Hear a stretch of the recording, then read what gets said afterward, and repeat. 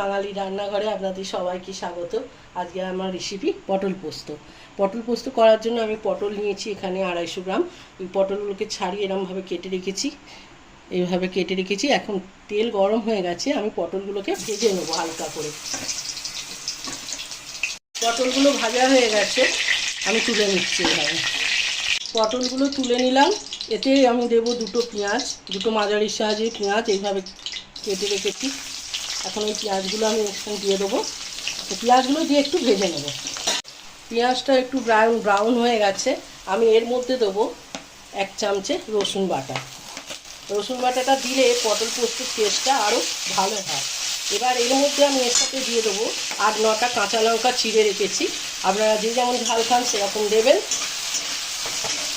2 minute মতন ভেজে নিলাম। এর মধ্যে আমি দেব ভেজে রাখা পটল, আর দেবো এর সাথে সামান্য একটু হলুদ, আর দেব 1 চামচের মতো চিনি।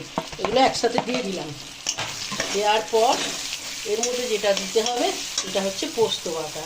আমি এখানে 100 মতো পোস্ত এরমভাবে বেটে রেখেছি। এখন এগুলো দিয়ে দিলাম। এটা আমি এখন দেব পরিমাণ মতো লবণ, আর দেব পোস্ত বাটার জলটা দিয়ে আমি আর 2 মিনিট মতো রান্না হতে দেবো। 3 মিনিট পর ফিরে এলাম। এবার এর মধ্যে যেটা দেব কাঁচা তেল, সর্ষের তেল। এই তেলটা কিন্তু দিতেই হবে, তবে পোস্ত ফ্লেভারটা ভালো আসবে। এবার আমি গ্যাসটা বন্ধ করলাম। এটা আপনারা গরম ভাতে খেয়ে দেখবেন, একটা রেসিপিটা তৈরি করে খুব ভালো লাগবে। যদি ভালো লাগে একটু কমেন্ট, শেয়ার আর লাইক করার জন্য অনুরোধ রইল। ভালো থাকুন, সুস্থ থাকুন, ভালো খাবার খান।